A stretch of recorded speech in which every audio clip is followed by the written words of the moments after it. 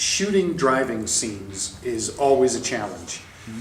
There's safety factors and logistics, and you're trying to move around, and you have actors trying to pretend to drive and do lines at the same time and all this. And now on top of that, we're adding in that we're working with an actor with Down syndrome. And so that, just makes it even more complex. And I kept trying to think of how are we going to capture the driving scenes. And of course, a real common way is you put the vehicle up on a trailer and you tow it around and you mount cameras and there we go. Another way you can do it is with blue screen and you composite the footage in. I wasn't thrilled with going that route at the time, but I did happen to think, they make huge LED TVs now. So I wonder if we could take a big 70-inch TV and put it outside the side window, projecting whatever footage we want, and then shoot it. So I did a quick test of that, and it looked pretty good. And that was with me just throwing it together. And I thought, well, I know if we've got the time to light it properly, we could make it pretty realistic. But then that got me to thinking about how much more creative we could get.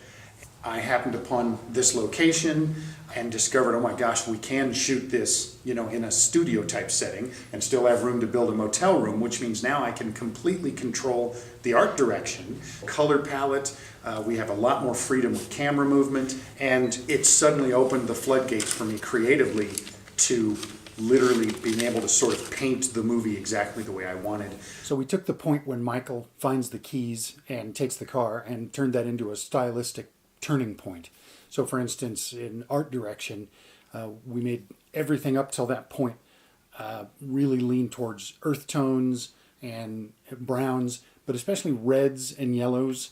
Michael's brother's name is Red. He wears red overalls. He kind of represents stop. And Michael wears a yellow shirt because he's cautious. We did everything we could to avoid any green in the frame up till that point. And then in post-production, we took that even further. When the film first starts out, we let it have kind of a natural look. Then as the film progresses and their journey progresses, we skewed the film towards those red and yellow hues, almost to the point of monochromatic. And the first time you see any green in the frame, up till that point, is the police officer's patch on her arm. And that was actually blue, but we turned it green in post-production. And that's the first time you see any green. And of course, her name she's Officer Zelena, the Croatian word for green. So she represents, in this film, our first experience with someone who's telling Michael he can go. Then, for instance, once they're in the motel room, we have, your typical Southwest desert art on the walls. And the one over Red's bed leans far more red, and the one over Michael's bed leans far more yellow. And then the next morning, Michael sees the keys, and then the next shots of Michael, he's got a green toothbrush and a green bow tie on, and, he's off on his adventure. Being that it's a road movie and a little bit of a love letter to Arizona, my cinematographer, Danny Gonzalez, and I couldn't help but consider anamorphic. The time frame for this film is never specified, but I always wanted it to feel like it was, could be the 70s or 80s. And so we went with old Todd AO anamorphic glass. But then again, to accentuate that turning point, we made some very disparate, choices, photographically speaking. So everything leading up to that point, we shot in 4K RAW on a Sony A55, with the exception of the very opening sequence was actually shot on Super 8, which was a lot of fun. But then from the point Michael finds the keys and takes the car, everything is 35 millimeter. Just feels a little more intimate and a little warmer. Not even talking color temperature. It just, I feel like I connect a little bit more when I see things shot on film.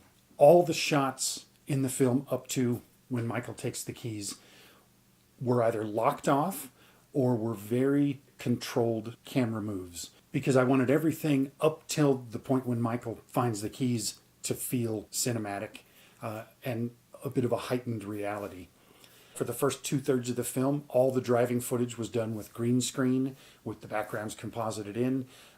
From the time Michael takes the car, it was all shot practically. We built this platform, did an arm over the top of the car to suspend the camera, and then Danny operated it from there. It was all handheld, it was all shot practically, it was all shot on 35 millimeter, as opposed to all the previous stuff because I wanted, the whole idea was to build up this heightened reality through the first 2/3 of the film and have it get almost to the point of surreal to accentuate the grounded reality when Michael takes the car. I wanted that part of the film to almost feel like a documentary. I wanted people to feel like they were actually on this trip with a competent driver who's making smart choices, other than stealing a car.